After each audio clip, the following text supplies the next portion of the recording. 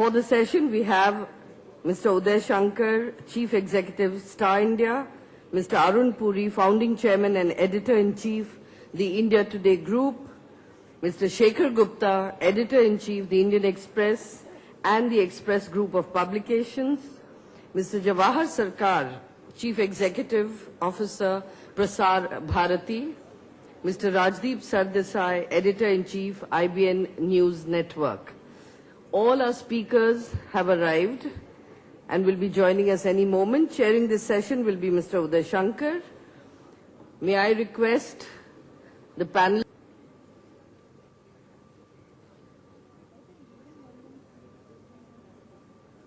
You can see our speakers have arrived and we will start the session right away. May I request Mr. Uday Shankar, Chief Executive Officer, Star India, Chairman of this session, to kindly take the session forward.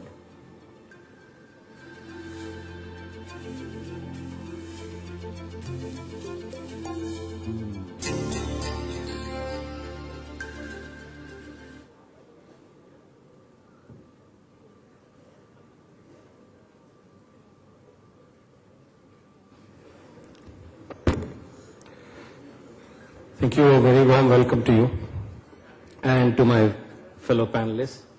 I don't think I need to introduce any of them, so we'll get right down to the subject. Can an activist media be responsible? I think this is a question that has been asked forever in this country and elsewhere, but particularly in this country. However, it's difficult not to attribute a relationship to the current electoral and political context and the question that the CII has chosen to debate with us. And even before we start discussing, can an activist media be responsible, I would like to get some clarity on these two terms and the motives sometimes with which they get used. Activist media and responsible. It is funny how during election time both activism of the media and responsibility of the media come under the spotlight. It's also ironical and difficult to miss this connection as a media person, that this is one time when the whole nation wants to discuss the activism of the political class and the responsibility of the political class. And what do you get? Quickly somebody flips the question and says, oh, hang on, before you start discussing the activism of the political class, and before they just focus debate on that, let's just start talking about the people who are supposed to shed light on the debate, bring that debate, and put a context to that debate. So, Hughes has written a lot about the subject.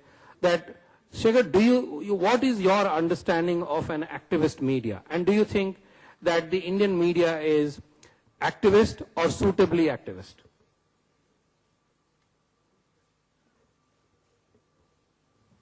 Well, I think first of all, we should not be judgmental about activism. Activism is a good idea. A lot of people are full-time activists. But by being activist in the way that it has been, in fact, by being activist at all, the media gives good activists a bad name. Because the good activists, they bring out publications, they are whistleblowers, but they do activism. Media's job is not to do activism. Media's job is to be active. Because what happens is that in the name of activism, frankly, our whole training has been to avoid activism, is to scrutinize. Somebody brings you a fact, it looks fantastic, you have to check. You get taped conversations on the phone between Mr. A and Miss B. You don't just go and publish that and take the moral high ground without checking with Mr. A and Mr. B. You have to check with both sides. So journalism is a profession of patience. It's not a profession of activism. Now you ask, can activist media be responsible? I mean, all of us face this question all the time now, and all of us are being put to this completely unreasonable test, all of us on this stage, except Uday, who's the most prosperous and successful refugee from a newsroom. You know, he escaped at the right time, to the right place. So activist media to me is irresponsible media, unprofessional media, because activism is what we are trained to avoid, as I said. We are qualified, and many of us are not even qualified. And most of us are passionate about asking questions, but not qualified. Especially if somebody in power is trying to hide them. We have to check facts, cross-check, interpret, explain to put them out as fast as and clearly as possible to the reader to beat the competition. That's not activist media, that is active media. Because I'll tell you what happens when you have activist media. And I will give you an example from yesterday. And this is an example from my own paper, and because it is something that we dealt with over the last 2 nights, I'll tell you about it. A media website, an activist media watchdog website. You can't be more activist in the media than that. A website that keeps watch over the media, whose logo is Sabki Dhulai. People name names, I'll name names because they named the Express. They carried a story that a tanker near Dahanu caught fire in Bombay, on the outskirts of Bombay, and 7 people died. Right? It was a story that we also carried, almost every paper carried. The website said how awful and how sold is Indian media, because all of us are supposed to be bought by Reliance, by Mukesh Ambani, in fact, not by poor Anil. Right? Our wages are paid by Mukesh, our lunch was paid for May 1B. I don't know where CIA got funds for today's events. But that besides, I've stopped complaining because, if Mukesh is supposed to have bought out both Modi and Congress party, then maybe we are also bought over by Modi. But does it mean you can twist facts? So the website said that with the exception of the Hindu and the DNA, no newspaper dared to mention that this truck belonged to Reliance. It's a very bad thing. And they mentioned the Indian Express as one of the papers who did not mention the fact that the truck belonged to Reliance. I was in Bombay that day. The story only appeared in our Bombay edition. And when I looked at the story, I found that our story said clearly this truck belonged to another company. It did not belong to Reliance. In fact, the owner of the truck had been spoken to. Right? It's a different company, does something else, has no connection with Reliance. So when we pointed this out to the website, they added a last para in their story, saying, meanwhile, Indian Express in its story pointed out that the truck did not belong to Reliance. But what about the omission they carried out in any case? Now, I'll tell you a little twist to this, because there is a Reliance connection to the truck. If I were The truck was carrying gas which they had bought from Reliance. So if MH370 had bought its fuel at an Indian gas station from from Indian Oil or Reliance, would you then have to say MH370 disappeared? It had bought its fuel from Reliance. Now, this stuff is, this is activist media. It's the worst of activist media. But Shekhar, what you are pointing out is a plain, simple case of, if all the facts are correct, plain, simple case of incompetent journalism. That's poor trade craft, poor talent, poor. But that's what journalistic. That's what activist journalism has come to. That is what they might like to hide behind, that they are activists, and hence everything shoddy, incompetent, and poor that they do should be forgiven. And then join, after doing this for 7 years and being forgiven all this, you join Aam Aadmi Party and threaten to send us all to jail. Now let me go to... Because for 7 years we did not do this incompetent stuff. We must have been in the pay of Mukesh Ambani or somebody. Right? No one else. In fact, Mukesh Ambani has no competition. Listen, I don't know whether you were or are in the pay of Mukesh Ambani, but let me go to somebody whose pay you definitely were in for some time. That's Arun Puri. And, since Shekhar has dubbed me as the most prosperous refugee, let me say that both of us prospered under, the tutelage of Arun Puri. I learned the tricks from him and decided, succeeded in being prosperous. Shekhar is still trying. So Arun is to blame. No, either Arun taught me better or I learned better from Arun. Arun, can I come to you and ask you that Shekhar, what he points out, I know that you have expressed a lot of frustration at the the quality of journalism that gets practiced. But if we were to put that aside for a moment, what about activism per se? And, do you think activism is bad? And do you think activism is only irresponsible? And if I could just add one more sentence, don't you agree that journalism per se is about activism?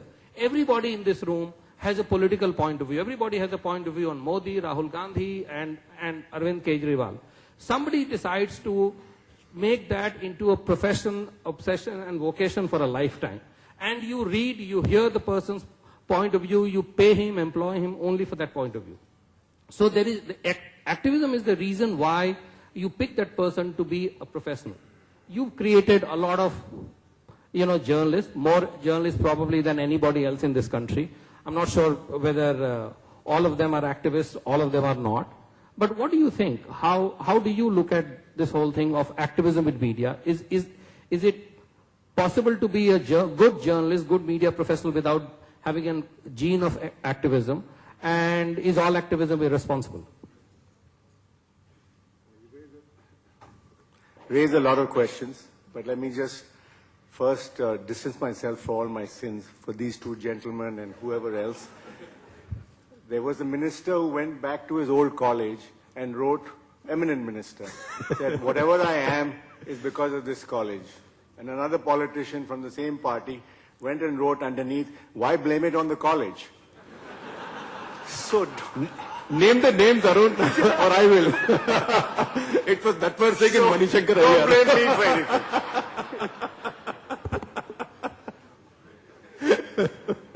As far as activism is concerned, I have a very simple view. There is good journalism and bad journalism. There is no such thing as activism or non-activism. I think if a consequence happens because of good journalism, which is a good consequence, it's a byproduct. I don't think journalists should worry about, except for very rare cases, consequences of their stories. I think the moment you start worrying, a journalist starts worrying about consequences of their stories, the stories get corrupted. And then you start having agendas. I think the biggest poison in journalism is journalists, editors, proprietors who have agendas. That means they have to promote a certain point of view, a certain interest, which is, I think, goes against the profession, goes against the code of conduct of the profession. It's just like doctors having an agenda or judges having an agenda. This is that kind of profession. So I think that activism should be nowhere near this. If it happens as a byproduct, I'm okay with it, regardless of which way it goes. So I think that activism should be completely separated, in fact what Shekhar said, completely separated from the media. We may be perceived as active, and if we are perceived as activists, then I think that that is bad journalism. If it's good journalism, then if you told your story well, if you checked your facts, it leads to certain happy consequences or not so happy consequences, you may call it activist or not activist. But good journalism means going and finding out things which people don't know. Good journalism means making the powerful uncomfortable.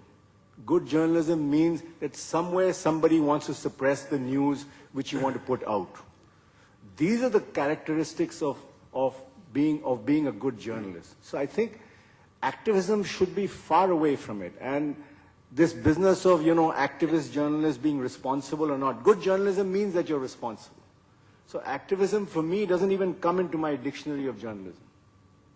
So you said making the powerful uncomfortable. That's what good journalism is about. And therein, by itself, there is a certain agenda that comes in, that we shall put, if I hear both Shekhar and you right, both of you are saying, putting a lot of emphasis on very high quality scrutiny, of, putting spotlight under, putting spotlight on activities, putting the spotlight on individuals and their deeds.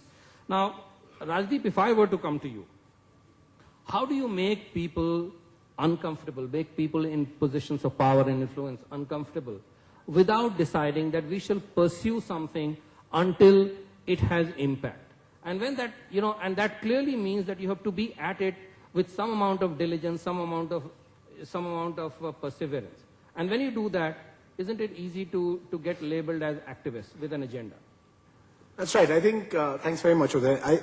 I think there's a difference between activist journalism and what I now call supari journalism. You know, there is also a tendency, and Mr. Puri referred to it. You know, it may have at times to do with ownership. It may have at times just to do with the nature of competition. 400 channels, everyone wants to, sound louder than the other, sensationalize. That atmosphere which is being created, I think, is leading somewhere to a fall in professional standards. I mean, we cannot deny that. There is a fall in professional standards at one level. And some are going in the direction of supari journalism. Ki isko aaj, Bal Thackeray started this actually. Bal Thackeray was the originator of supari journalism in Samna. Every day Bal Thackeray would look for one enemy. Aaj isko khatam karna hai. Now Bal Thackeray could get away with it because he was a politician, not a journalist actually. But when journalists start doing that, that's when I think the agendas come in.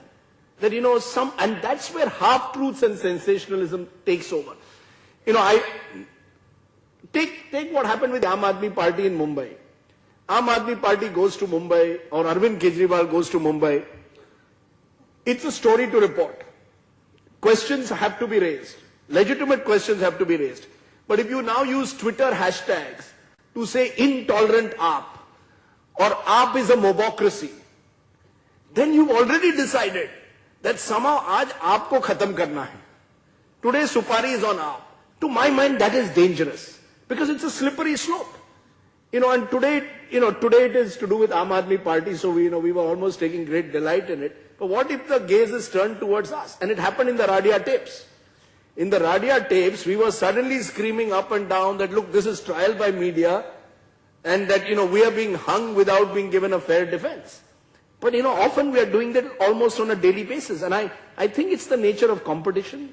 400 channels, each one trying to occupy a small space, in this cluttered market that we are.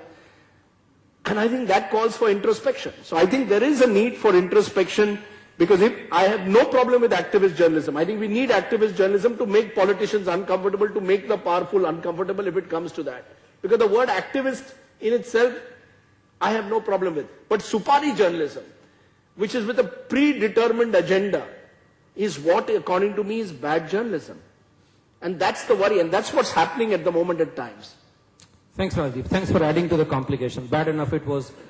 We were having a very confused debate because of this whole activist journalism and responsibility. You added supari, one more layer to it. Before I go to Mr. Sarkar, let me just come back to Shekhar with one question. Shekhar says that activist journalism is really something that he disapproves of.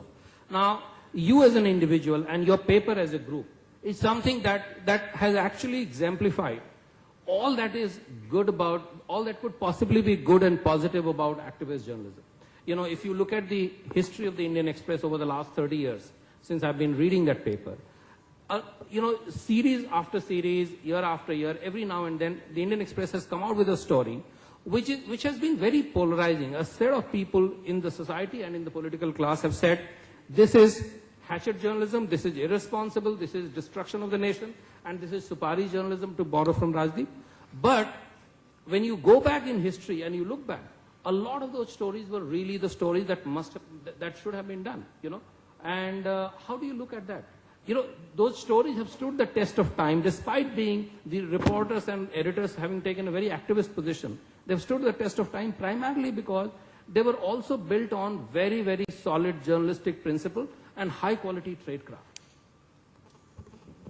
Well, in fact, you are making my point. That is the difference between active journalism, which is what we've been trying to do, and activist journalism, which was the response from many who responded to those stories early in the morning when they saw those stories without checking out anything. In fact, can you hear me? Yes. Without even checking out with us. So at 7 o'clock in the morning, people had taken those positions, and one of those people who took, and one of those stories, I know which one I'm referring to in particular, one of the TV anchors who took a very strong position at 7 o'clock in the morning was Rajdeep's colleague. And where is he now? He's in Aam Aadmi Party. Right? From the morning, he even begun to say, Express is a paper with no circulation, nobody reads it, nobody takes it seriously, it's with corrupt people, and the gentleman they were defending is now in their opposition. So, And he also worked with Arun Puri. before that. Before Aam Aadmi was born. Hello. When Uday was there, when I was there. When Uday was there, right. And he also went to JNU, so so सबके इस हमाम में सब नंगे. But having said that, see that is where sort of this old-fashioned and new-fashioned business comes in. In medicine, in journalism, in law, there is no such thing as old-fashioned or new-fashioned. You still diagnose a problem and give the best possible medicine at that time. But you don't make up your mind early on. It's like, I lived in the Northeast a long time back. There were no vets there. And the only vet in Shillong, if we took one of our dogs to him, he'll say, we'll give him a test for worms. And if he has worms, we'll treat him for worms. I'll say, but what if he doesn't have worms? And he'll say, we'll still treat him for worms. Because he's made up his mind. So, problem with journalism arises when you make up your mind. I'll give you one more example. Adarsh scam. It's a big scam. Right?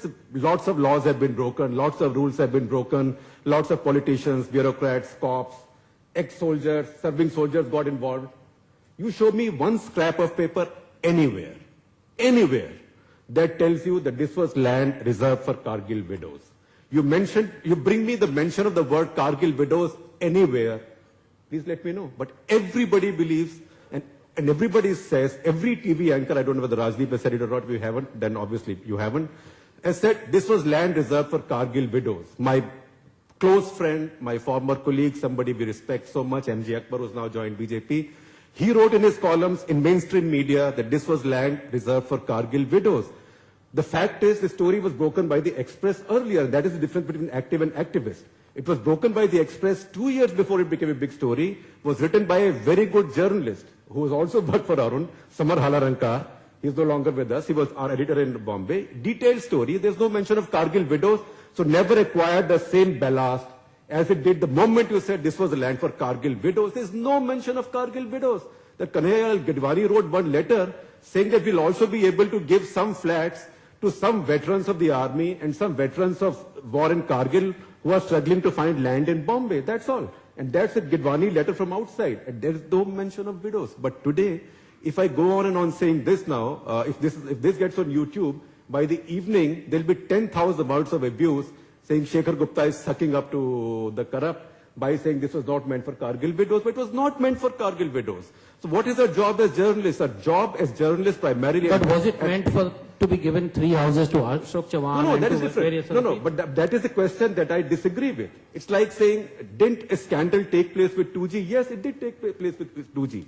But was the value of 2G in 2007 2.2% of India's GDP? Was it $2 billion more than India's defense budget? Think about it, right? If it was, then India doesn't need a defense budget. India's defense forces have so much spectrum, they should just keep auctioning it bit by bit. So facts, see, our job is so much fun as journalists because we have to do bullshit detection.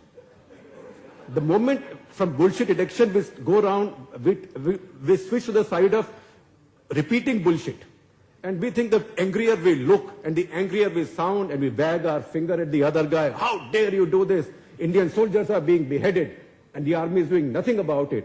There is a fact underlying that. The fact underlying that is that 2012 was the most peaceful history in the year in the history of the line of control. How many Indian soldiers got killed on the LOC in 2012, you tell me?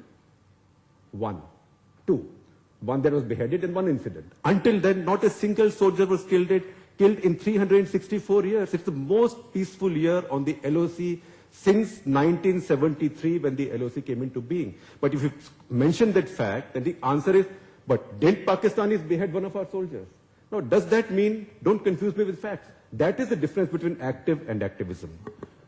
Mr. Sarkar, you're the boss of a news organization that clearly doesn't encourage or allow activism in journalism. Hang on. But so, two things from you. One, what is your take on this whole point of view that that's being expressed, that activism in journalism is necessarily a bad idea, and it can only lead to disastrous or compromised consequences too. How do you choose what makes good journalism in Prasar Bharati? Because from where you stand, you try to be neutral, but there are a lot of critics who would say that because you're not active enough, you're actually very active on the side of the establishment. Okay. Thanks, Uday. I thought you had forgotten me. Problem with having a brother TV is that big brother ho jata kabhi.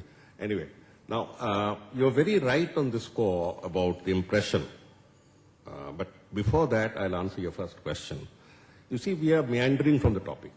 The topic is not of whether we should, whether it is possible to go into activism, whether activism is good or bad, whether Prasar Bharati does activism. The topic is, can activist journalism or media be responsible? So let's come back to what the main topic is. You've asked the right question because the only person in this panel who's supposed to be innately tame, which is another word for responsible, is supposed to be me. So my tameness or docility would qualify me eminently for this subject. And second is activism. Before coming, I asked somebody in Mandi House, that's the DD headquarters, what is activism? So they went on looking up the dictionary. That's their state of knowledge where activism is concerned. Now, fair enough. Having accepted all the guilt, let me now assume that the topic is, can active journalism or media be responsible? But on that issue, I think that word can is preceded by, is it capable of, or can it actually execute? I may want to marry Miss India. Am I capable of carrying it out? That's one. And B, supposing she said yes, would I be able to go further? And do I have the capability? If that is the crux of the word responsibility, I would put it like this. You are all journalists, and I have been on the wrong side of government. Actually, I started from press before I made this mistake. Now, you know that at times restraint is brought about through telephone calls and through breakfast conversations. So there is a question of responsibility that is built in through things that others in this august audience would not know. There are ways of bringing responsibility, communal, national interest, this can't be done. But the question is, responsibility can only come in when you have the capability to be responsible. My problem is that the Act makes us autonomous, as everybody knows, but one wing, the news wing, is subjugated to government. So with that, I have problems, and I'm saying it quite openly. I mean, it's quite a fact. This is not. So where the question of taming or bringing in extra responsibility, bringing in responsibility to the state of dullness is concerned, you know very well as where we have the problems. But here the reverse is true. Reverse is that, A, we have certain mechanisms for bringing in responsibility, and most editors and most others do listen to the word of logic. But it's not only the word of logic and sentimental relations that go back to many years that does the trick. There are other things that have come in. A political agenda. The political agenda seems to be moving on consensus. Till yesterday, everybody was oohs and ahs about a particular party. You know that. Now everybody seems to have gone against it. The best one, of course, I heard today was this lady, good-looking lady standing from a constituency with a good-looking film star and a good-looking general. The press has termed it as a contest between Ilmi, Filmi and Fauji. That's a good one. Now, coming back. So do you have the capability? One is the economic agenda. Do you have the capability? It's economic agenda. There's a consensus of what the economic agenda should be. It's a predetermined consensus. It's a predetermined consensus, if I may use the term. It's a predetermined agenda. So anybody who deviates from the agenda becomes on the chopping board. So these are some of the questions. You see, all amount of vocabulary or vocal cords will not make up for the innate fact that you need to have the capability to carry out what you think is correct. I've seen Shekhar doing it at times.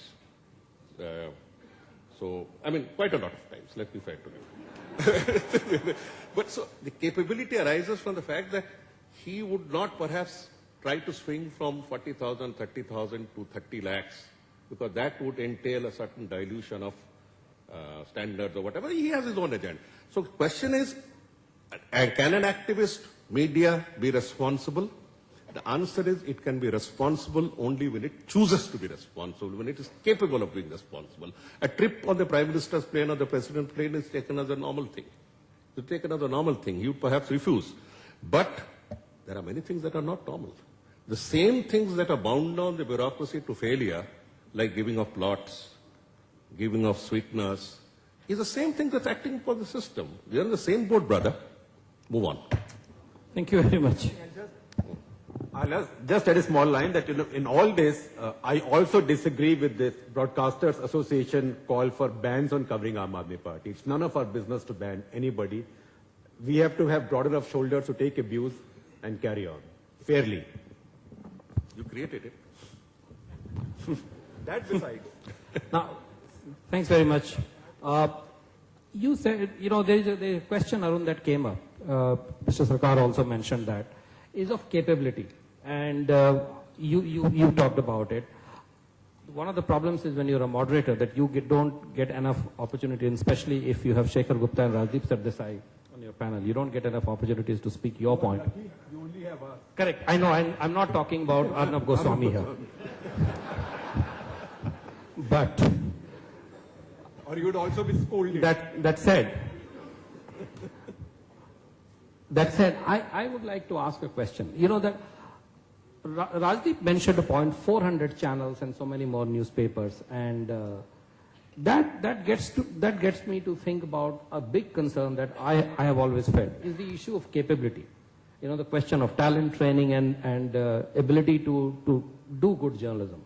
Is a lot of substandard journalism that we see today and that we all get frustrated about, is it deliberate, or a lot of it is because there isn't enough investment in picking up training and rewarding good journalism and good journalists? When you launched your first news channel, we shouldn't even go back to India Today days, but when you first launched the news channel, there were 1 or 2 Hindi news channels, and there was 1 English news channel. Today that number has multiplied by an order of magnitude. Look at the supply. The number of journalists who were available, the institutes or the centers from where you could pick them up, they haven't grown at all. And there are many more opportunities for a good liberal arts graduate, people like, people with Rajdeep's or Shekhar's or my kind of background, who earlier in the 70s or the 80s, if you came out of a good college with a degree or postgraduate degree in liberal arts, you didn't have any opportunities. You could either become a professor, sit for civil services, or become a journalist. If you had a political point of view, you ended up becoming a journalist, but you still had good education. Today, with similar background, you could go and join any of the companies headed by the people sitting in this room. And hence, there is a genuine pressure on the quality of talent that journalism is getting, and there is a much greater scrutiny of the work that the journalists are doing. So it's a bit of a double whammy. Do you think that has contributed to this whole debate, and the real debate is actually about the quality of journalism and whether we can afford, whether our business models allow us to create and invest in good journalism?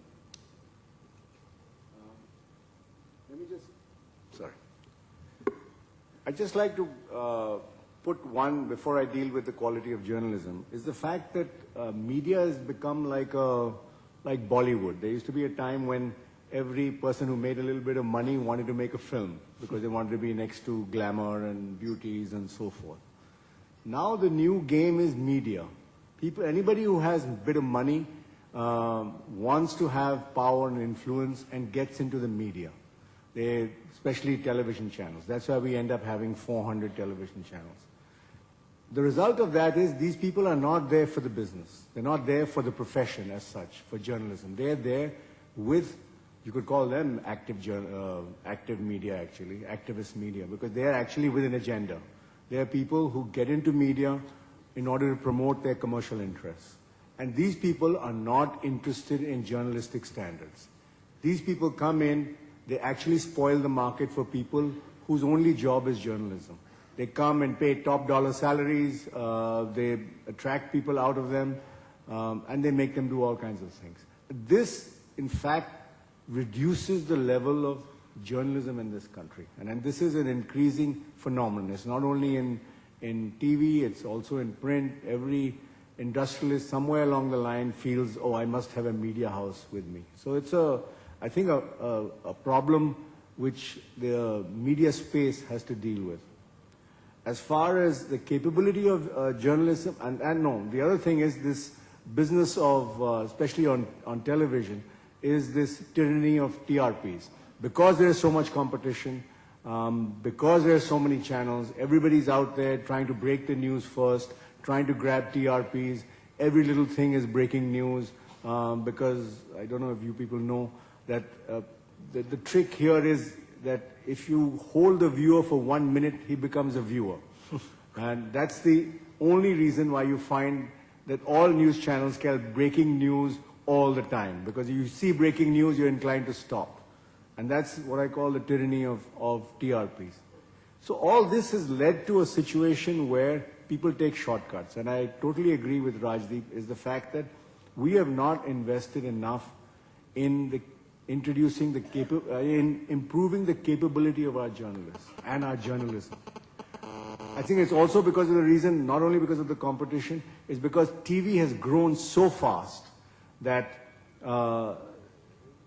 getting good TV journalists they have grown with the industry, in a sense. There are people who've come from print who are not necessarily good in TV. I mean, unlike Rajdeep, I think you came from print.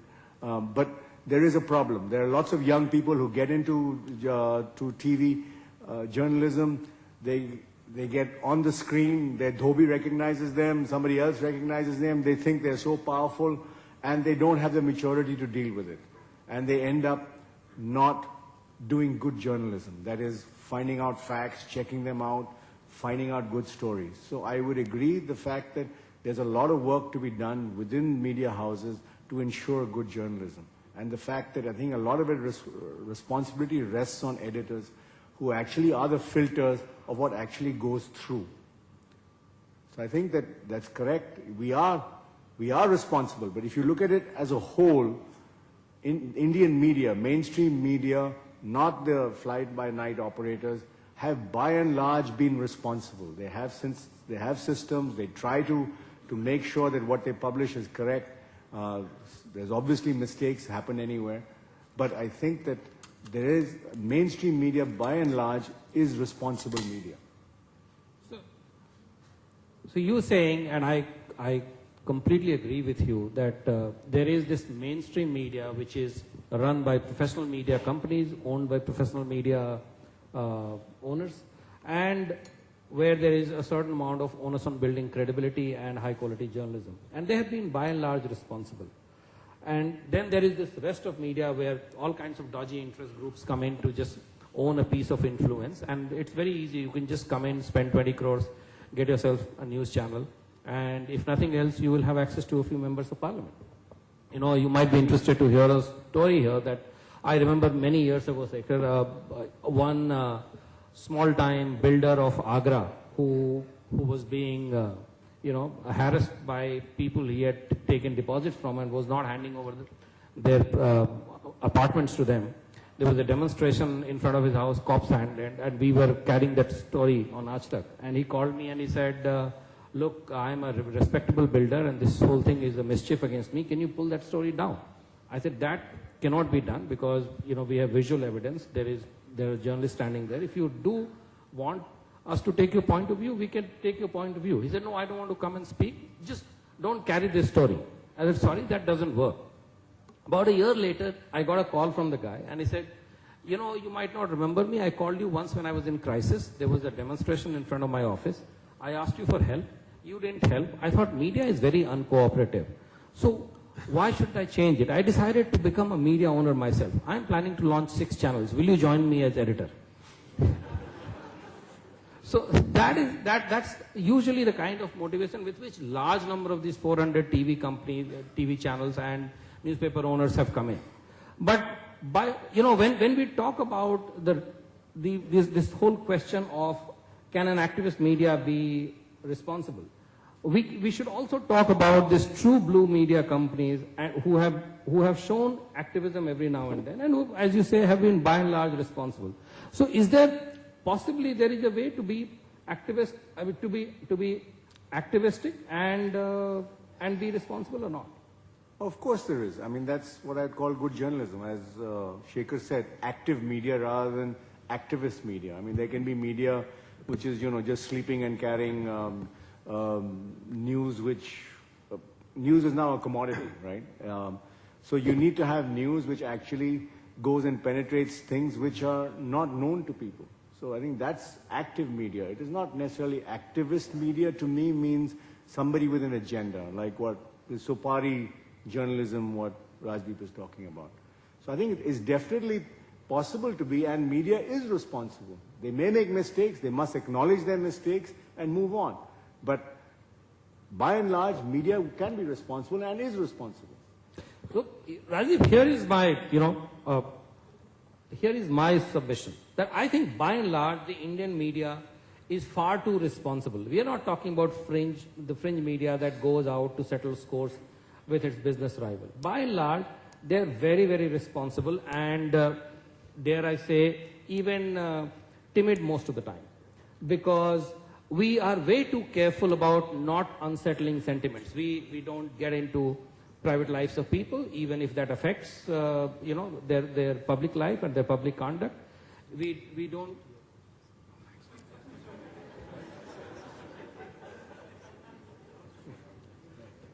No, thank you. And so, if anything, as a journalist, as an editor, I have felt that we are far too careful. What do you say to that? Just take the way the topic has been framed, and I presume it has been framed at CII because there's a belief today in corporate India that the media in some way is irresponsible. Correct. That the media in some way is part of the problem. That just as there are, the same argument could be made, can activist courts be responsible? There's a feeling within a section of corporate India that the courts are intervening in every aspect of life. Similarly, there's a feeling that this media which is there is a pestilence. The fact is we have to be a pest. We are the gorilla in the room. Let's be clear. That role has to be played. The worry is, the flip of this is, can a pliant media be responsible? Because what a large section of people do want, who have vested interests, who are powerful, is a pliant media. I mean, I use the word Supari journalism, so I'll take a patent for that, but I'll take a word that Shekhar has recently been using, which is crony journalism. There is a lot of crony journalism which also goes on in this country, you're right. I wouldn't call it timid. I do believe that the good thing about these 400 channels in their own way has created a manic situation, where there is no place to hide anymore.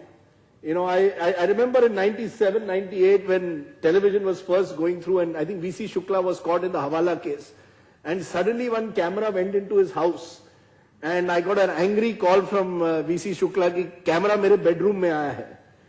Now, for the first time, a politician like VC Shukla had a camera entering his bedroom. And, VC Shukla, fortunately at that time, was alone in the bedroom. So, otherwise we'd have had a completely different story. But he was just upset at the idea that someone had dared to ask him a question, and the question was as innocuous as aapne paise liye ki nahi. It was a young reporter who had been sent, who had actually climbed, I think, through some, because the doors were locked, through some back door and gone in there. So there's, in a sense, this television revolution to that extent has been very useful in breaking some of the timidity that did exist. When old journalists tell us about this activism, many of the journalists of 30 years ago were stenographers. Let's be honest, they went from one government department and took the handouts that were given from each ministry and were happy with it. Compared to that, I still believe, even if we are irresponsible, better to be this kind of hyperactive, irresponsible media than the previous generation of timid journalists. And now the worry is this crony journalism, where whether we like it or not, people are being asked to sort of almost character certificates are being given to us. I'll end with this, which is that, we were doing a debate on gas prices. And Yogendra Yadav of the Aam Aadmi Party, and someone whom I've known for 20 years because we've done surveys together and things like that, suddenly, and it's live TV, so you can't even stop the guy. So on live TV he says, I never thought that you would do a debate on gas pricing. Aapka to channel Ambani ka channel hai, aur aap is channel par kar rahe hain. I want to congratulate you. You have shown great courage. Effectively, what he was doing was giving me a character certificate, and there's too much of this going around that if you're not with us, then you're necessarily with the other side. And that is leading to a certain cronyism and a collusion in our journalism, which is more worrying. But overall, I actually believe, Uday, today compared to 30 years ago, I think today's journalists, in that sense, are far more willing to sort of explore boundaries that the previous generation did not. Can I raise a question with you now? I mean, it's a question that you have to answer on journalism. Sure. and that to me sort of underlines the difference between active journalism and activist journalism. And what happens when India's most successful entertainment channel catches hold of India's biggest film star to do journalism. And what happens if that film star then, using his clout as a star who everybody trusts, and reach of your channel peddles falsehoods? Do I have to say he's a film star so he can talk rubbish? He said, for example, of many things that we found last year, that DDT has been banned for use by the UN for 50 years. Right? Nobody questioned it. Every newspaper even carried it. In fact, his article saying that was carried by every newspaper where you had placed that article. A junior-most reporter in my newsroom can Google DDT ban. The ban on DDT was lifted by the UN and by the US Environment Protection Agency almost 20 years ago. Not only was it lifted, but it was actually prescribed as the only effective thing for prevention of malaria and filaria, and was cleared for use inside human habitations. Right? Now, if I were to, I have a small circulation paper. If I have to write this, let me complete this, then I have to run into a celebrity, into the reach of your channels, into the fact that celebrity has 20 columns, 20 papers carrying the same column. And not just that, I have to then be painted as a corporate crony. Now the same show, in your own wisdom, you chose to defend the issue of, defend the pesticide use. Somebody who's a very successful businessman, Mr. Shroff, Raju Shroff, but he's not the most articulate. So he spoke English in his Gujarati manner, and your anchor, the film superstar, mocked him. And as he mocked him, the crowd, he had no choice. He said that in California, organically grown lettuce was banned for spreading disease. Your anchor said, oh, banned for spreading disease. Oh, you believe it? Hey, the whole crowd made fun of him. Google, California, lettuce, organic. Google. In Germany, organic spinach has been banned because how do you grow organic? You use dung, you use human refuse, it leads to salmonella. You eat it presuming that it's clean, but it has salmonella. There was a salmonella outbreak all over California. There have been repeated salmonella outbreaks in Germany. Now, is this, and when he called me, Amir called me and he said, why is your paper attacking me? I said, no, we are questioning you on fact. We question bullshit no matter where it comes from. He said, I trust my research team. I said, I trust my reporters plus Google. Right? Go to the UN website, go to EPA. But he's not to be confused with facts because he's a superstar. And I have limited voice because he's on your channels. And I don't even have a letter to editor on your channel. And also his. So are you people doing journalism or activism? Are you spreading falsehoods using a superstar, right, to which there is no recourse? Now that we are on this, your anchor, again a superstar, his program on generic drugs. The generics versus many people in pharma industry here, they never speak out because every Indian businessman is so scared. The problem with Indian corporates is they're all starry-eyed and weak-kneed, right? They'll walk the golf course with dim-witted anchors who have never lifted a golf club in their lives and talk about this and that. And then they will pay money to get advertiser-paid content in our papers, including to get the weddings covered. But they'll never speak on principle. Now, generics versus branded drugs is a very serious debate. Your anchor said, If you have diabetes, don't have this drug, it's very expensive, have this drug. If you have a cold, don't have cetirizine, because that's expensive. Have this one, it's the same generic. These are printed articles, I'll mail them to you, it's a crime. Now, millions of people will say, oh, मेरे को जुकाम हो गया.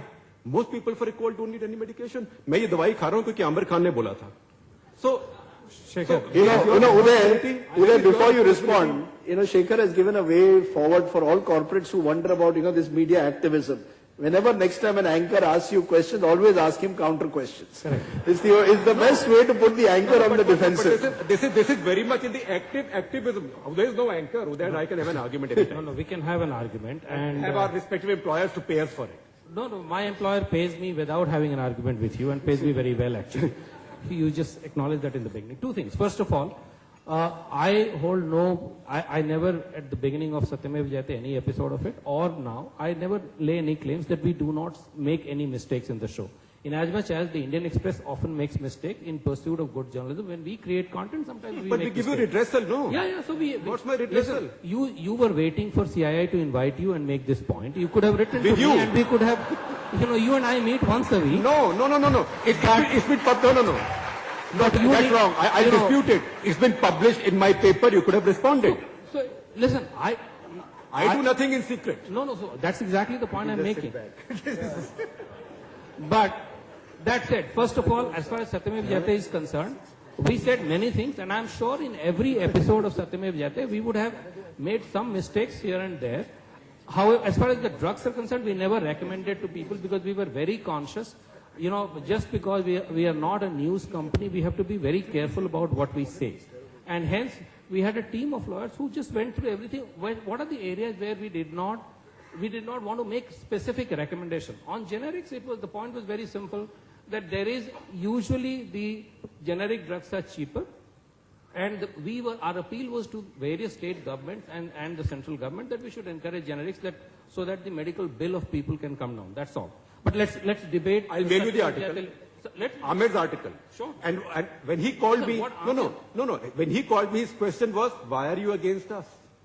So it's the same question I that don't know who politicians he ask was- you. If you question them, why are you against us? I don't know what he meant, whether he meant against him and Kiran or against him and the film No, industry. maybe, I don't know. It what wasn't the about implication you and me, was. because I never suspect that you are against me. No, but let me again raise you said you had a bunch of lawyers clear it. You don't need lawyers for this, you need editors. No. That's Just the so- difference between activism and active journalism. Yeah, Shekhar. You can't do journalism with lawyers as your editors. No, I'm just saying in terms of being And doctors. steering clear of what we should not say, because prescribing medicine on a show is legally an offense. It and is that's why we illegal. would not... Exactly. In a That's why we civilized would- country, you guys Let's would go move to on jail. from Satyamev Jayate. Thank you for giving, all the publicity to Satyamev Jayate. But Uday, you now know why Arun and I were discussing why you actually have these TV shows where there are 8 guys who are given 30 seconds each to speak. And we were both wondering why the hell they actually come on the channel time after time. They get 30 seconds each. So you have 2 guys. If Shekhar and you today had a debate on TV, Arun and I would be in a box nodding our heads for about 45 minutes. And it would be called a big debate or whatever it is. Many people walked up to me and said that they have been to your shows and have come back without getting 2 words sideways. No, They said, but- give Rajdeep a taste of his own medicine. You cannot pass the sins of people. You cannot pass the sins of people I have trained onto me. That's not going to work. Those are their sins.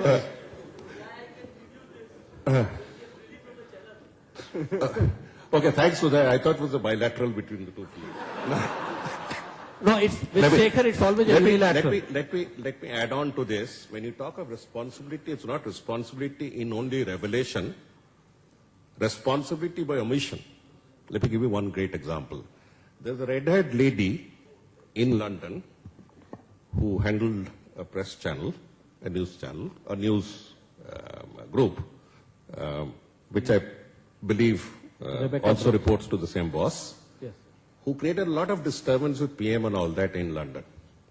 We all know the story. News of the world. After that, a commission was set up by an English Lord Justice who brought out a voluminous English report which is completely unreadable. Having said that, it made very sharp recommendations, and all over the world, Lord Leveson's report has been the touchstone, has been a point of discussion all over the world. I say that with certain responsibility. In India, it was blacked out. Almost blacked out. Nobody has heard of Lord Leveson. Very few people have heard of Lord Leveson.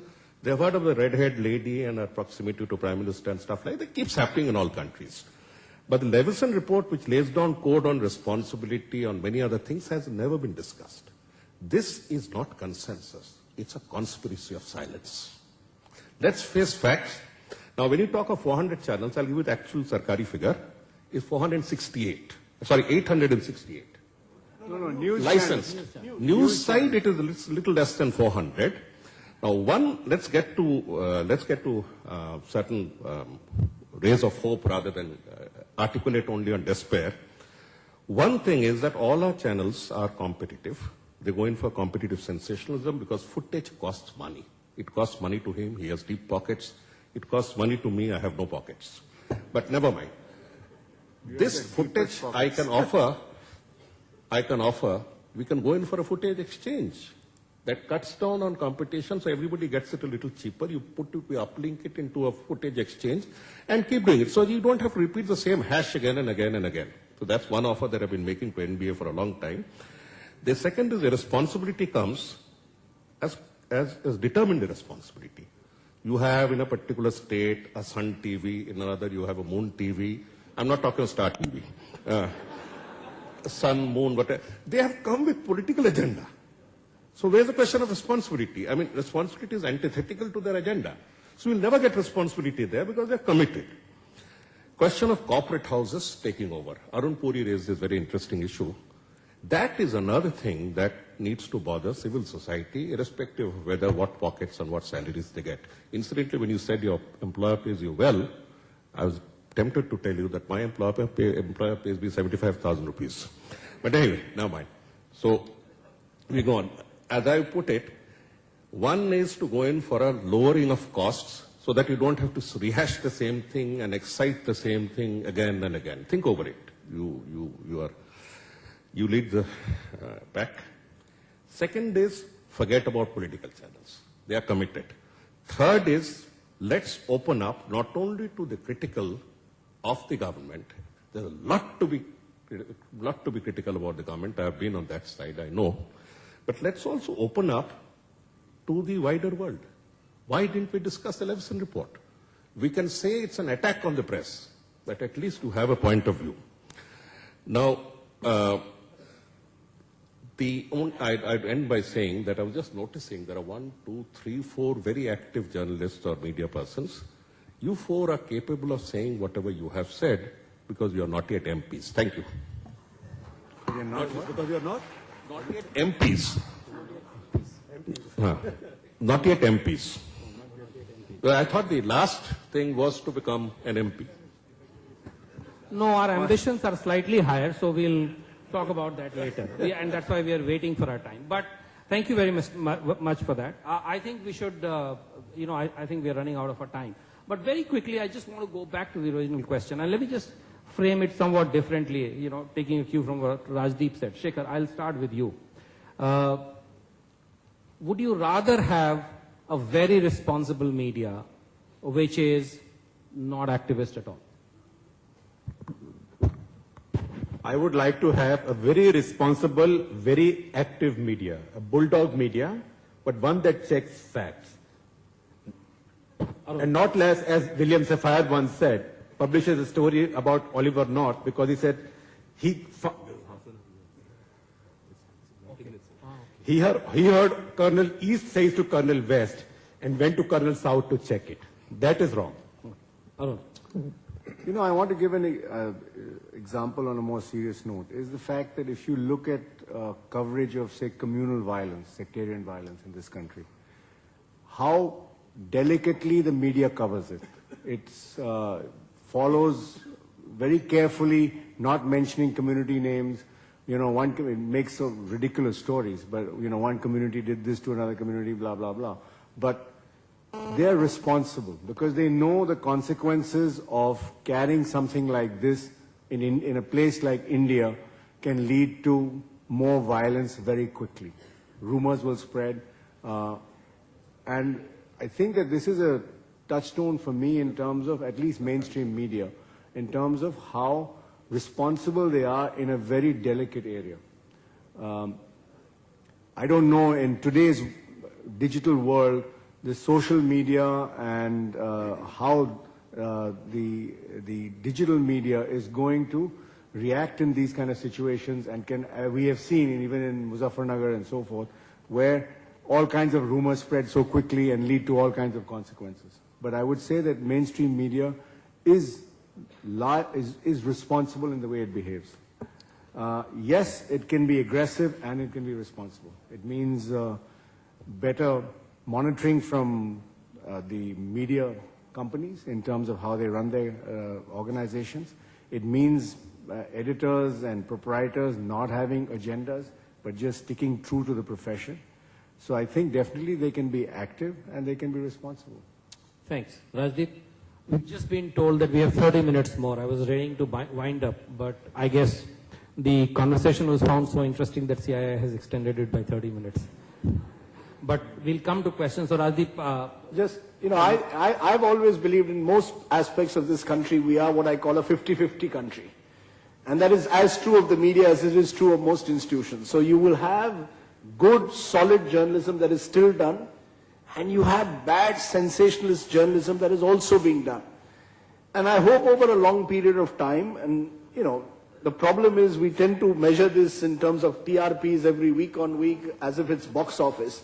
But I think over an extended period of time, I've always believed you can easily separate the good from the bad. So, I remain deeply optimistic, Uday. When I look at when I joined this profession 25 years ago and a bit and compare it with today, in many ways, the media today is far more vibrant and diverse than we were 25 years ago. I see it even in regional media, which for a long time was particularly cowed down by this so-called English elite media. I see vibrancy there as well. I think we are all going to have to learn to live with this beast. The problem, and this comes to the original question perhaps which has been posed before this audience, is that I think we all have to start realizing the government unleashed a beast in this country. And I'm looking at television 24/7, 20 years ago. And now once you've unleashed a man-eating animal into the jungle, now to tame it is not going to happen. So if the answer to can activist media be responsible is please tame this media, that's not going to happen. I think the answer is in a lot of what the others have said. Arun and Shekhar in particular have said that I think what you need is better quality media. I think once you have better quality, all these other issues will be sorted out. I think how do we build quality media is really the challenge of our times. Can we invest? Can we build an Al Jazeera kind of channel? Can we, invest like a CNN can on a big story? Unless we can change our business model to invest, to mentor young journalists, I think these questions will continue to haunt us. I would like to say that overall, if you look at it, that media, especially with this 24, imagine a world firstly now in India without 24-hour news channels. I don't think you can think about it. But if you look at it as a whole, media has done good for the society. It has done enormous good to the society. It has made politicians far more accountable, far more transparent. They can't get away with anything. There's constant, many politicians call me up, okay, you ran the story once, why do you keep running it all day, right? But, people don't watch a news channel, they come in any time. They don't understand the fact that people may watch a news channel at any time. So the story goes on 24 hours. So this constant scrutiny by the media has done enormous good to this society, I think. Thanks. I think I'd like to spend most of the next 25 minutes or so on questions from all of you. But before that, there is just one more question that I would like to point all of you to. Is this discussion happening 10 years too late? Can you even attempt to rein in the behavior or put a straitjacket or a construct, no matter how desirable that might be, to the conduct of media, given the fact that there is one more beast, Rajdeep, Arun and Shekhar and Mr. Sarkar, that's already entered this world, the digital media.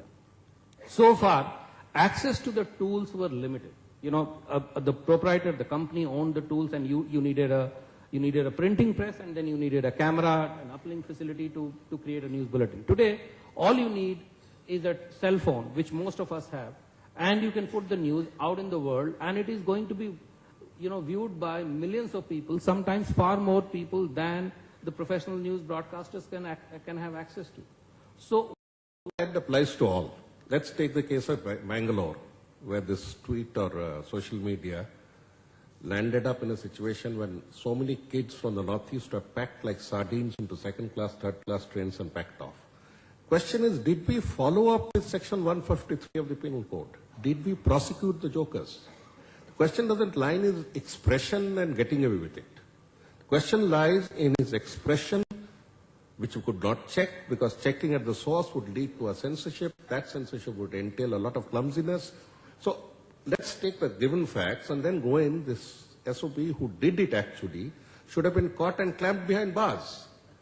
That's the point. The point is it's not the social media and its responsibility, the fact that it's not yet developed any codes of conduct, it doesn't have the responsibility that is entailed by commerce and other factors, by practice, by tradition on the print media and the TV media. It's a question of, if you have crossed the red line, did somebody blow the whistle? That's my take on it. Shekhar, can you actually even, is that even realistic to think you can do that? Maybe that's desirable, but there are 850 million cell phones, which basically means 850 million cameras in this country.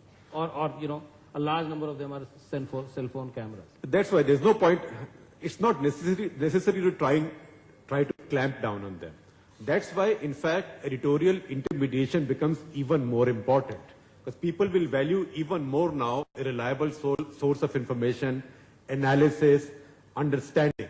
Because, frankly, you kind of fight with social media, but it worries me a great deal when I find TV channels, for example, putting live Twitter feeds while they have shows going on. And I have seen on live Twitter feeds tweets from people saying, Manmohan Singh is a kutta. It was shown on one of the English channels. Manmohan Singh is a thief. Somebody doing a vox pop with somebody. आप मनमोहन सिंह के बारे में क्या सोचते हैं? वो so and so with expletive. चोर है और उसको जेल में भेज देना चाहिए. So see, this is where editorial intermediation is given up. And that is the problem. I think the need, in fact, is not to fight with anything. You can't be King Canutes. It is even more necessary for now for us to bring in editorial maturity and also give journalists a sense of satisfaction and pride out of their own curiosity, their own inquisitiveness, a sense of inquiry, checking facts. So that's why I greatly disagree with the idea of citizen journalists. If you give me citizen lawyers and citizen doctors, I will give you citizen journalists. Similarly, I disagree with the idea of film star journalists, because film star journalists whose copy is cleared by lawyers. Because once again, to come back to Amir, when I told him that you should have taken this point, he said, boss, I only have 1 hour. In 1 hour, I can't say everything. So if a superstar has 1 hour, he can't say everything. People like us in the media get 30 seconds, 10 seconds, half a column to say something. So let him say this. But journalism has then to be mature enough and has to be widespread enough in its maturity and its reach to be able to sort of shine the cold light of reason and facts. Arun, somewhere is it correct to say that some of us are still trying to hold the beast by its tails? Because, we live in an age where it's really difficult to control what people want to say and how people want to react to a development. And journalists sometimes have actually have fallen behind the mood of the nation, fallen behind what people want, how people want to view a development. So what are we talking about? Should we be trying to rein in how people should react? The question of reining in just doesn't arise because you cannot rein in. If what Rajdeep described as news channels as wild animals, the social media is a virus you can't control. It is just out there. And in fact, there are two sides to it. One, it can lead to the kind of stuff which happened where young people started leaving Karnataka to go to Bihar. But there are also, it holds journalists more accountable. Whatever they put out, there may be people out there who are even better experts on that subject or have more information on that subject which they will interact with, which they will react to. So it actually holds journalists and media, mainstream media, far more accountable. So, I mean, that's the other flip side. So, question of controlling it doesn't arise. I think the question is that people will start distinguishing between reliable sources and unreliable sources. Unreliable sources of information and unreliable sources of information. And that's where the role which mainstream media has to fulfill. It has already got some brand value, it has got some credibility. It has to ensure that what it does is the best in its class in order to be believed. And it drowns out the other voices. The question of controlling them is out of question. In fact, Arun, Dan Rather was caught out by social media and by a blogger when he said that Bush has dodged the draft. It turned out to be not correct and he lost his job. A great Dan Rather, no less. No, let me give you an example. Someone sent me a tweet that Asha Parekh is dead. And I retweeted it. And now it's turned out that the original tweet is wrong. So the next thing that I have to do is apologize that I have retweeted a tweet saying Asha Parekh is dead. Now you're in real-time news. You know, what do you do in that situation? Someone, you know, who covers films at that moment has put out a tweet saying that Asha Parekh is dead. Next thing you do is retweet. And, you know, I think the worst thing that particular people in public life then can do is, as a result, be on Twitter in terms of giving their opinion, because it's going to come to haunt you at some stage or the other. I think Shashi Tharoor has realized that to his cost. And I think a few others have over the years also realized it. Nirmala Sitharaman, Sushma Swaraj, the list is getting endless. And it's interesting that many politicians now also, rather than taking questions from the media, where they could be subject to interrogation, prefer to just say their 3 or 4 lines on Twitter and get out of it. Because they've set the agenda through a small tweet. And the television media and even at times print is being forced to follow the agenda set by Twitter. I haven't been able, you know, or no, I meaning the media has not been able to question Sushma Swaraj as to where she really stands on the Narendra Modi issue. Even Mr. Modi, you know, knows now that it's far better to either give a bhashan or do a chai pe charcha or do a tweet. It's a more effective way of controlling the media. So I think social media in itself means a loosening of the controls and loosening of some of the filters that used to exist before social media came in. So on that note, I think that, you know, we can go on, especially amongst ourselves, because there is this whole issue of activism, but the question is, are we discussing, you know, putting the reins or putting controls in an age which is designed technologically and temperamentally to relax all those chains. So I should be, you know, taking questions now. Please identify yourself and please point out who this question is for. And if you could keep yourselves brief, we would be able to accommodate many more people. This gentleman here. We'll come to you in a moment. Yeah. Hello, and Mr. Rajdeep, you are my favorite. And my question to you as well as to the panel. Sir, we as our student days, we used to try hard to get into CAT, JET or engineer into degrees, and we earn degrees, we get into professions, we are responsible for what we are doing, our further career growth depends on our performance, lot many things happens. But in journalism, actually there are few colleges where government designated all things. So, and other journalists, they come out of the blue and they make some reports and create issues. So don't you think that should be a particular forum from which actually filter and get the license or the degrees to the journalist, and they become a journalist and they put up things? Can it be possible in India at least? The best journalists never went to journalism school. You know, No, I mean, I know it's it's not about going to journalism school. I think it's about mentoring, training, you know, in a newsroom. That what is happening is newsrooms, I don't know whether Mr. Puri will agree, particularly TV newsrooms are becoming a bit like sweatshops. You know, it's like, you know, let's put all those guys out there, go and get bites. You know, they're like young 22, 23-year-old. It's becoming, you know, like a sweatshop. And that, I think, somewhere takes away from the training and mentoring that is critical. I don't think it's, you know, you're not going to be taught this in a journalism school. Yes, you go to a journalism school, you might learn some of the techniques. But I think journalism is a unique profession in the sense that I don't think having a license to be a journalist, I mean, in fact, some of the licensed the worst thing you can do is put that press sticker on your car. It's a bit like that. The moment you have licenses saying, you're a licensed journalist, God help you. You'll probably have all kinds of people getting into this profession. Rajdeep, since you mentioned sound bites, it's funny enough to get calls from people saying, can I take aapka ek bite lena hai? Right? But the Pakistani TV has gone way ahead now. They call you and say, aapka ek beeper lena hai. Beeper lena hai. That's a phone. That's a phone in. Yeah.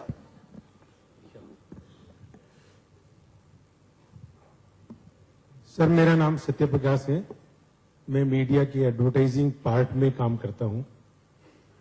मेरा प्रश्न आप सब लोगों से ये है कि आज यहां पे 4 इशू उठे, activist media, bad media, safari media, active media, और इन सबके सब पे एक प्रश्नवाचक चिन्ह जब लगता है जब मीडिया के बारे में कभी कोई केजरीवाल प्रश्न उठाते हैं, कभी मायावती जी प्रश्न उठाती हैं, कभी कोई प्रश्न उठाता है और कोई मीडिया की तरफ से उस पर सफाई नहीं आती, या एक्टिविस्ट मीडिया पे जब प्रश्नवाचक चिन्ह लगता है जब न्यायालय द्वारा उसे सजा दी जाती है, या एक्टिविस्ट मीडिया पे जब प्रश्न उठता है जब मीडिया के चैनल अपना नाम बदल लेते हैं। तो आपका सवाल क्या है? यही सवाल है सब कि आपकी तरफ से कोई सफाई नहीं आती उस बारे में।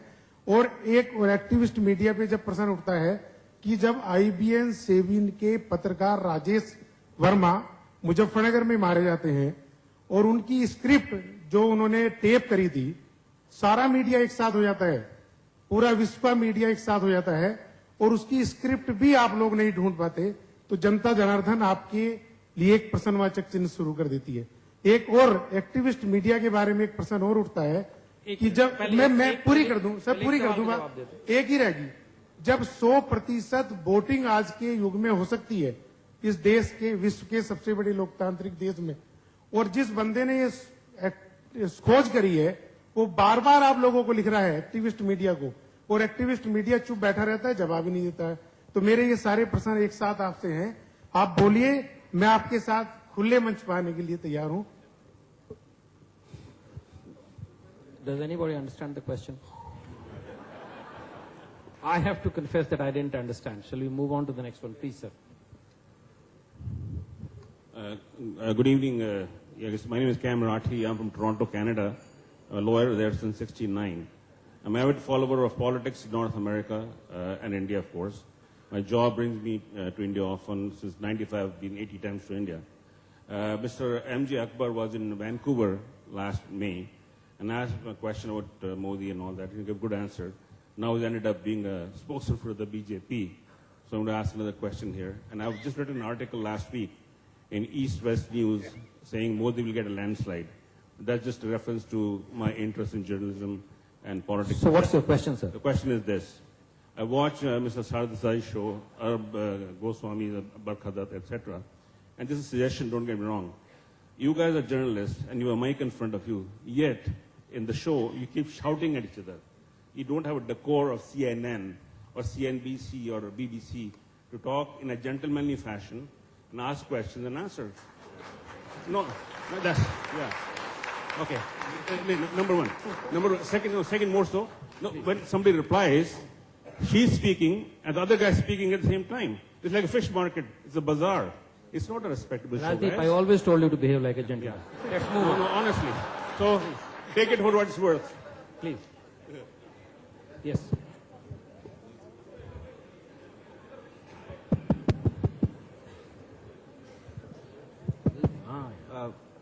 Respected panelists, this is Mahul Brahma. I work for M Junction. Mr. Sarkar, this question is for you. Do TRPs bother you? They have devastated me. I'll tell you, most of my viewership is, everybody knows, as we've been driven out of the urban market, more or less, because we don't come with the right accent.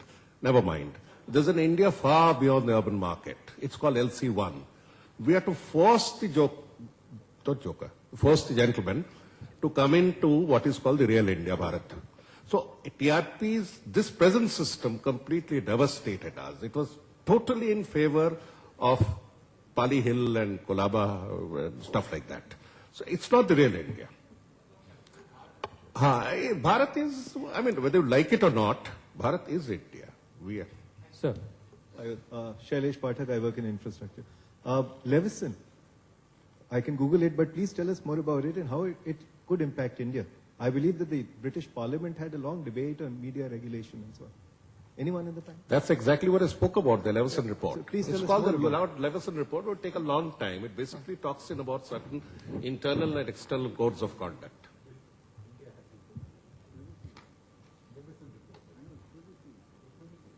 No, it's more than privacy, it's relationship between media and politics and that kind of thing. Next. Can I pose my question? Does anybody, do you want to respond to that? No, yes. Well, I think, we Indians have a special talent. Some people snatch victory from the jaws of defeat. Some snatch defeat from the jaws of victory. We Indians have a special attribute. We can snatch other people's defeat. So, Levison inquiry was set up for a specific purpose to address a specific problem, which is the violation of certain people's privacy and the proximity that people doing this stuff had with people very high up in power in that country, starting with the Prime Minister. So it's a very specific case, and I found that at least one Indian paper has taken a very activist position on how India must implement the Levison Committee report, even though the Brits are still debating it. Right? The Hindu has taken a position that they should be implemented now in India. Right? So I think let's not get confused. We have more basic issues in the Indian media. Our issues are that every real estate developer, every mining baron, it's not just corporates with listed companies. At least they have to be transparent. Anybody with a little bit of money sets up a media company. Gopal Kanda, the man who's just got jail, he's under trial for abetting the suicide of his air hostess. How did he surrender to the police? He defied Delhi police. He said, you will not be able to arrest me. I will come and surrender to you. Delhi police posted nakabandis, as they call them, all over the city. He still drove to the police station and surrendered in royal style. Why was he not caught? Because he was riding the OB van of the news channel that he owns. So that is the worrying part in India. Levison is a very distant thing. Please. Thank you for the interesting discussion. I was just wondering, if, given the topic was responsibility, if the editors here could list out 2-3 things that they would not allow at any cost to be affected or not followed in their organization. And I was wondering whether editorial bias towards a political party would be one of them. Since we've all learned from you, can I ask you to answer on our behalf?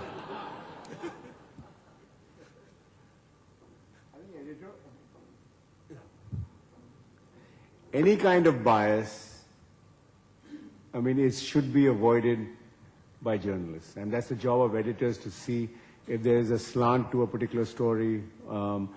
It's not to say that a journalist can't have a point of view, but the point of view must be based on facts, it must be argued well, it must be substantiated, and then you come to a certain conclusion. Otherwise, it can't be all reports are on the one hand and on the other hand. And time will tell. Those are kind of things which I think no longer stand in journalism. Any kind of, I always am very careful about family disputes. You never know what the truth is. Where some documents are leaked and some affidavits are given here and there, that one has to be particularly careful in terms of what agenda is being promoted. There is what I would call, since there's Sopari journalism, there is what I would call greenhouse journalism, which is planting. Corporates, a lot of you, are planting stories to journalists. And journalists are not that smart sometimes to really understand that the stories which are being given to them are very selectively done. And if they're not properly checked out, and I see in the newspapers in India quite often stories which have been rejected, they are there in next day's newspaper verbatim. So this has obviously been a plant. These are the job of editors actually has become increasingly difficult because the people on the other side have become much smarter than journalists. And there are PR agencies also doing this job. Hi, I'm Disha Banerjee. Wanted to ask a question on the topic of today. What do you perceive as the role of leadership that media can play? Because media is one institution which touches practically each stakeholder, which has a very large area of impact. So I'm sure there's something that you could share on that.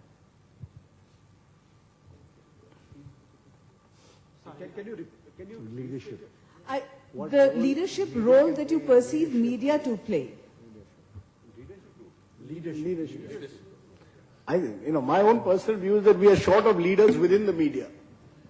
Our biggest problem is that, we haven't thrown up too many Arun Puris. No. No, honestly, I honestly believe that it would be great if we could have had many more media leaders. On the other hand, we are producing leaders for Indian politics now. And on the other hand, yes, and that's exactly, that's exactly what Shekhar said. Too many editors at the moment, their ambitions are to get into the Rajya Sabha. Their ambitions are completely contrary to what, you would think journalistic ambitions are. Where are the leaders who talk about media-related issues? I go sometimes, honestly, the Editors Guild, for example, frankly, is a bloody moribund body. I was a president for 2 years, and the average age there was about 75. And you had all these, all retired editors. Where are the young editors who are really interested? 75 after you became president. That's right. Exactly. And what do you do? Where are the young editors, or, we constantly ask for young politicians, we want young corporate leaders. Where are the young people in our profession who are actually thinking about the future of the profession?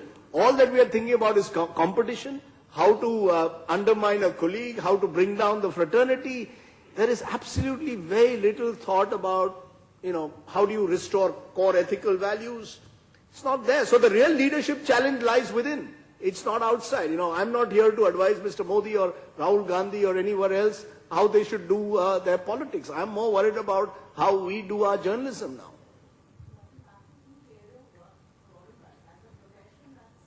I think so.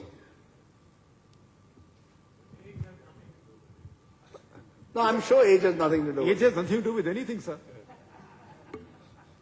Hi, Jaspreet Singh here. Sir, just a question on the responsibility. There are some sensitive topics like the attack on the Taj Hotel. There the reporters show some live feeds which hazard the security issue.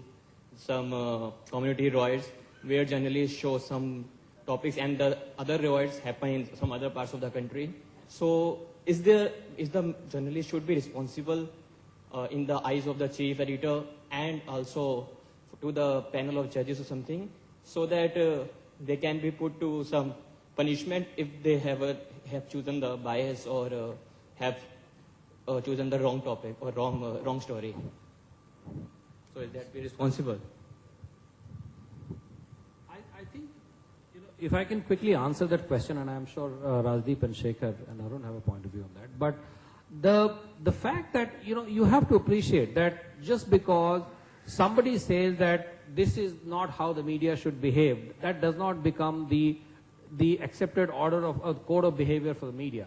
And the very fact that even 5 or 6 years after the incident, you still discussing that issue, it should give you an idea of how much the code and conduct of the media is under scrutiny in this country.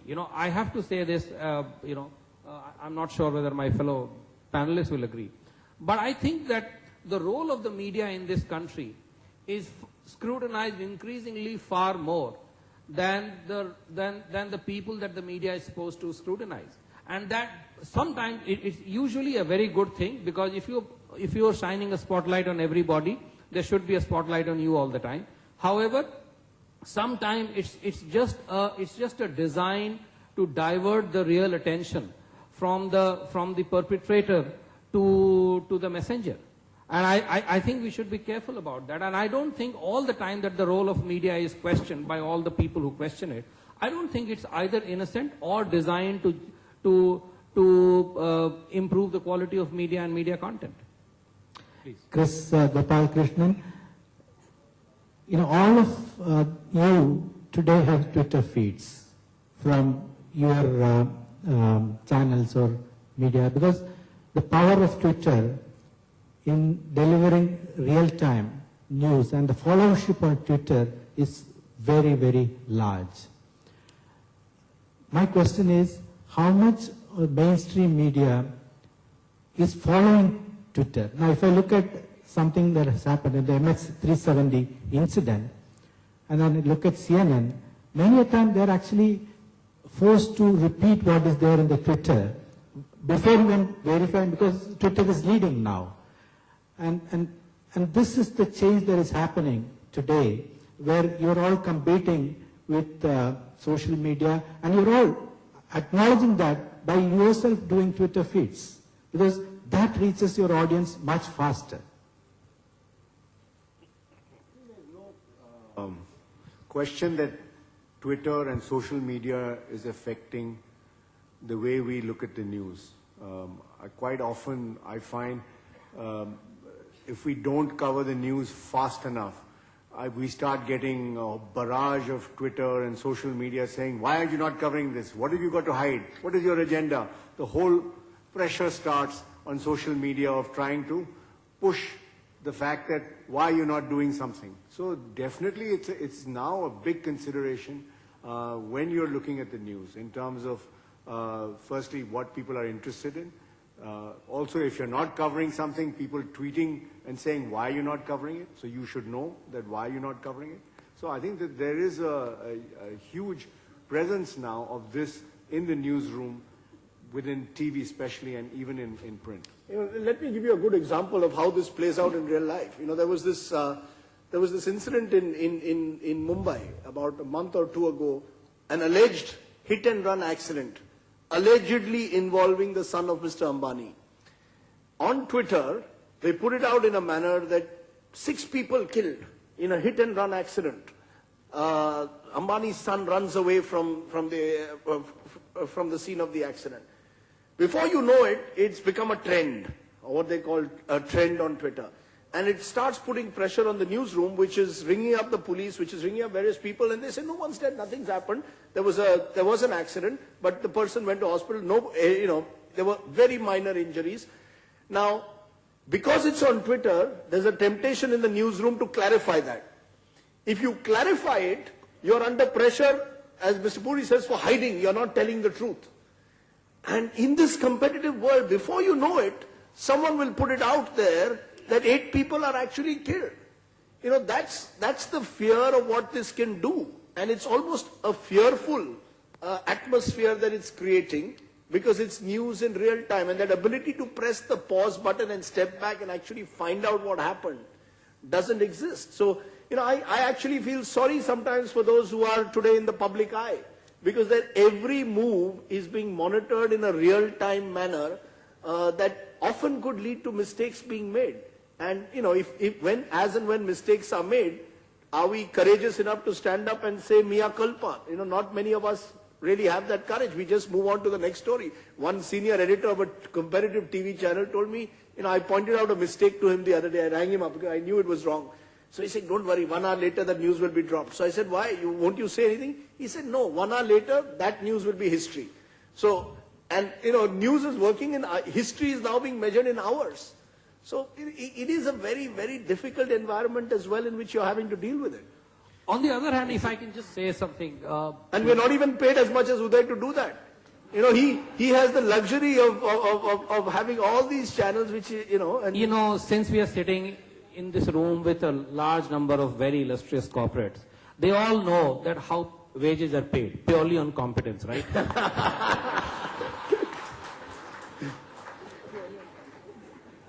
But, just to, on a serious note, on this whole, new media issue, I also think that there is this whole thing of the commodity news, the straightforward reporting of facts. Many times, as Rajdeep was pointing out, it's totally, baseless stuff, rumor mongering and dangerous stuff that goes on. But also there is always somebody or the other who's right next to the scene of the incident, who's there to report it, through a video clip on YouTube, through a WhatsApp message, or through a Twitter feed or Facebook or what have you. And I think that trend is going to become firmer and firmer, and that's going to put a huge pressure on all professional, deliverers of curated news. And the only way people like us and our newsrooms and our media organizations can stay relevant is by putting very high premium on curation, by putting very high premium on quality of the point of view, quality of the perspective that we add, the way we connect the dots in a professional manner, which requires certain amount of rigorous professional training, and that's the only way to stay relevant.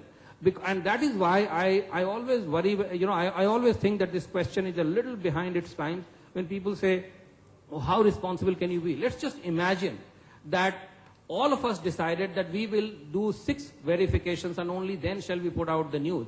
Somebody would have already put it out on Twitter, and it would have become one of the top 10 trends before you have made the first call to verify. So I think we live in a very different time, and some of the traditional ways of looking at how we look at news, how we deliver, and how we cross-check news have to change along with that. Sir, I have time for just one question. I'll just add something to that. Chris, even there it matters what the credibility of the Twitter handle is. See, for example, all kinds of conspiracy theories are floated in MS-370, but only when Strobe Talbot tweeted that he had heard that this could be headed for a 9/11 type of attack in India, that everybody picked it up. It was then not substantiated, but it was legitimate for the media to pick it up because Strobe Talbot is... It was reported. It was. You are not a reporter. No, he's not, but he's a diplomat, Exactly. he's a writer, he's supposed to know. But on the other hand, anything else, but it is a problem with social media, particularly Twitter, is fake identities. And to me, anonymity is the worst, it brings out the worst in human beings. Now, Rajdeep and I have featured yesterday in a tweet, apparently sent out by Arun Shourie. It's a Twitter handle with Arun Shourie's picture, it says Arun Shourie 8, it says Rajdeep and I, and besides some others, are worth enormous amounts of money. I can send Guy a thank you note, but it puts figures, etc. But it looks like Arun Shourie has said it. Arun Shourie is not even on Twitter. So that is a problem. Sir, I'm really out of time. I'm being told to wind up. Just can I come to you very quickly for that? We've known about crony capitalism for a long time, and Aam Aadmi Party, Kejriwal has brought it up much more in the consciousness of the nation. I don't see the kind of reporting that takes place on crony capitalism through the media, like it does in the United States or in other parts of the world. There just isn't enough of that takes place here. Deep diving into facts, and media can do that if they want to. They do it with politicians all the time. They do it with film stars. They do it with everybody else, but not with the crony capitalists. Yeah, you are probably right. And I agree. Correct. And I don't think any of us can agree. I think Shekhar made that point, and he keeps making it every now and then. But besides other things, it's also because very few journalists are competent to look at this. No, in fact, you find me 10 journalists out of 100 who can read a balance sheet. Find somebody who can. No, And it's a therein new comes business. the economics of media, sir, which is a whole new debate, and we should have that at some other time. But also, there is not enough debate. I have to say this, because there is way too much reverence in Indian media. We need a lot more irreverence. We don't need activism, and we don't need responsibility so much as we need irreverence and a desire to question the traditional belief. Thank you very much. I'm sorry I couldn't take all the questions. Thank you, everybody.